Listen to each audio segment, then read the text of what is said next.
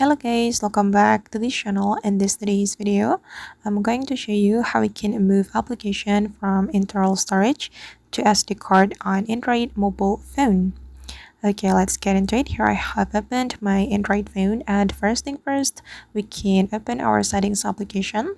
And after we have opened our settings application, we can go to the app setting. You can scroll down to find it, this one guys. Click on this app setting, and here you are going to select an application you would like to move to your SD card, and you have to check it first because not all of the application can be moved to SD card.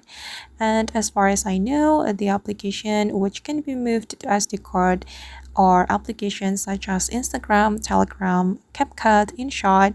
And since the Instagram can be moved to SD card, I'm just going to select the Instagram, for example. We can click on the Instagram application. Then here we need to select the storage.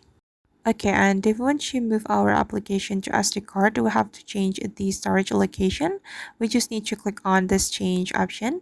Then since once you move to SD card, we can select SD card, then our application will be moved to SD card.